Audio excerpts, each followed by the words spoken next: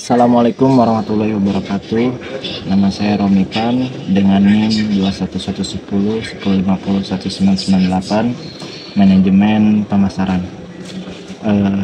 Saya di sini ingin sedikit menganalisis tentang beberapa kegagalan yang dilakukan Transmart dari awal mula launching hingga masa kini. Perlu diketahui, kita akan membahas sejarah dari Transmart itu sendiri. Dikutip dari beberapa laman media, Transmart merupakan salah satu merek retail yang dikelola oleh PT Trans Retail Indonesia, anak perusahaan dari CT Corp ya, yang didirikan oleh Khairul Tanjung.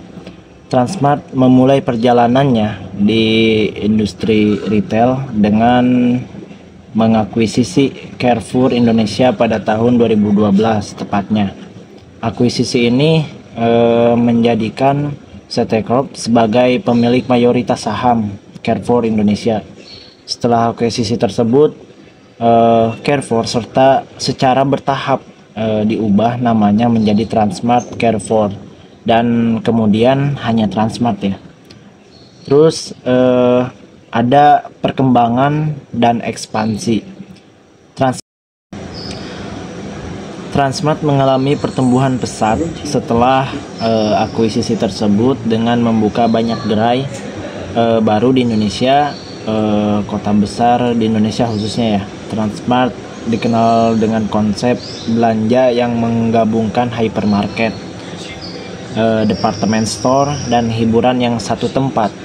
Mereka menawarkan berbagai produk mulai dari kebutuhan sehari-hari, elektronik, fashion, hingga produk rumah tangga.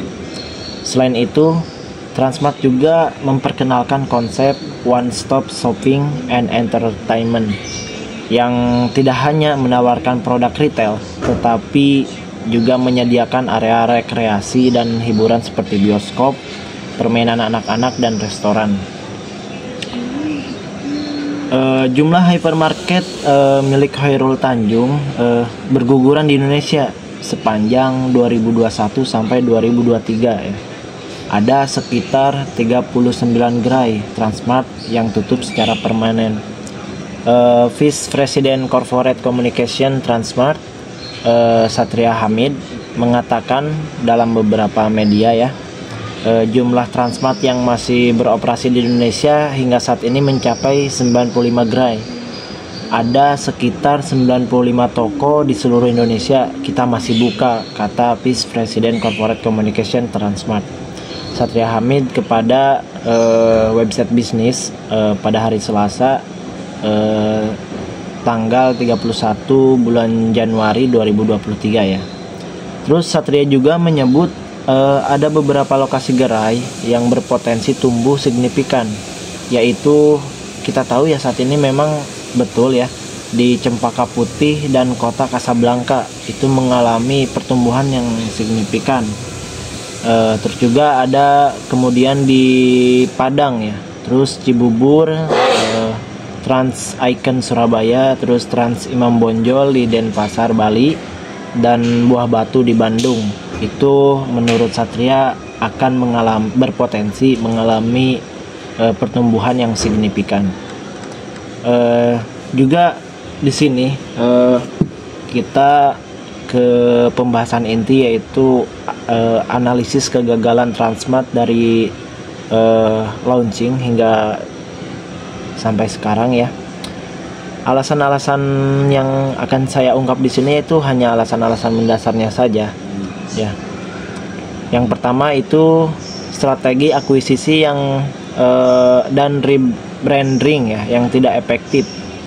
Alasannya karena kurangnya komunikasi yang efektif. Transisi dari Carrefour ke Transmart tidak dikomunikasikan dengan baik ya. Mungkin bisa dibilang tergesa-gesa dan lain sebagainya ya. Terus juga tidak baik ya komunikasi itu kepada pelanggan. Banyak pelanggan lama Carrefour yang merasa asing terhadap perubahan tersebut. Terus juga tidak ada diferensiasi yang jelas. Rebranding tidak memberikan nilai tambah atau diferensiasi yang jelas dibandingkan Carrefour. Pelanggan tidak melihat alasan yang kuat untuk tetap belanja di Transmart. Begitu ya alasan mendasar yang karena akuisisi yang tidak efektif. Kedua yaitu persaingan ketat dengan e-commerce ya. Jelas ya, memang e-commerce ini sampai saat ini memang masih bisa dibilang unggul ya dalam segi penjualan. Alasannya karena kenyamanan dan harga tentunya ya. E-commerce menawarkan kemudahan belanja di rumah seringkali dengan harga yang lebih murah dan penawaran promosi yang menarik dan juga banyak ya di e-commerce itu. Terus juga keterlambatan dalam adopsi teknologi. Transmart terlambat dalam mengembangkan dan memperkuat platform belanja online mereka. Saat mereka mulai fokus pada e-commerce, pesaing sudah lebih dulu ya menguasai pasar. Ketiga, ada kendala operasional dan manajemennya. Alasannya yaitu pergantian manajemen yang kerap kali sering ya dilakukan oleh Transmart ini. Pergantian manajemen yang terlalu sering menyebabkan kurangnya kontinuitas ya, keberlanjutan dalam strategi bisnis dan operasional. Kurangnya efisiensi ya. Inefisiensi dalam operasional seperti manajemen stok yang buruk dan pelayanan pelanggan yang tidak konsisten, mengurangi kepuasan pelanggan dan efisiensi biaya. Terus alasan yang mendasar lainnya yaitu dampak ekonomi dan pandemi. Tentunya tidak hanya Transmart ya, kita ketahui saat ini banyak sekali gerai-gerai atau hal sejenis seperti hypermarket dan lainnya itu mengalami keterpurukan di masa pandemi ini. Alasannya ya karena krisis ekonomi itu sendiri ya. Kondisi ekonomi yang tidak stabil dan daya beli masyarakat yang menurun secara umum mempengaruhi industri retail. Banyak konsumen yang menahan pengeluaran mereka saat pandemi itu ya. Terus juga pandemi COVID-19.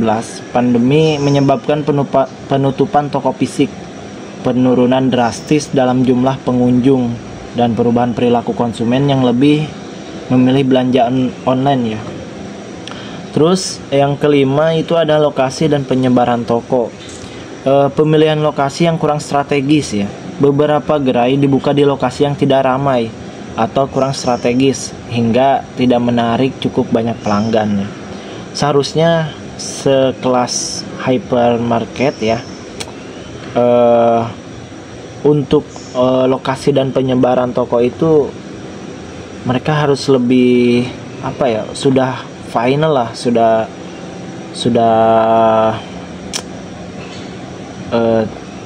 mereka sudah berpengalaman mungkin ya untuk pembelian lokasi ini. Anehnya ini Transmart sekelas yang memang mencantumkan dirinya sekelas hypermarket, mereka tidak memenuhi itu ya. Terus juga ekspansi yang terlalu cepat ya. Kadang ekspansi yang terlalu cepat itu baik menurut saya, dan juga kadang di beberapa waktu itu buruk ya. Karena kalau ada juga banyak sekarang seperti brand-brand ternama ya, kayak jajanan es krim itu Mixu ya, mereka ekspansinya sungguh cepat menurut saya. Namun mereka bisa menguasai pasaran, tapi karena memang ekspansi yang terlalu cepat itu sekarang Mixu juga gak terlalu rame. Ada penurunan pengunjung di sana yang saya lihat di beberapa lingkungan saya. Terus ada pengalaman pelanggan yang kurang memuaskan. Alasannya pelayanan yang kurang konsisten ya. Kualitas layanan pelanggan yang tidak merata dan terkadang buruk menyebabkan ketidakpuasan pelanggan. Terus masalah ketersediaan produk. Nah, jadi Transmart ini mereka itu selalu ada masalah dalam manajemen stoknya ya, manajemen produk-produknya tertentu seringkali tidak tersedia. Nah, itu bisa sangat mengecewakan pelanggan ya. Karena seharusnya Transmart itu menjadi solusi bagi pelanggan yang ingin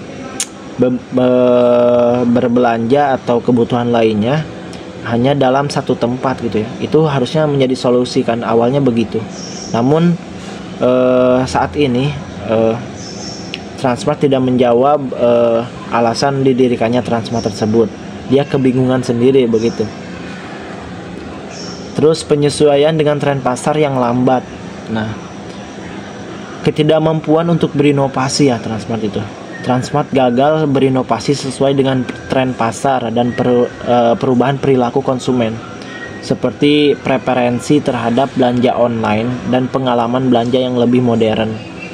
Jadi masih akut ya di sana. Lambat dalam mengadopsi teknologi ya. Adaptasi terhadap teknologi baru dan tren pasar lambat, membuat Transmart tertinggal dan pesaing lebih berinovasi ya.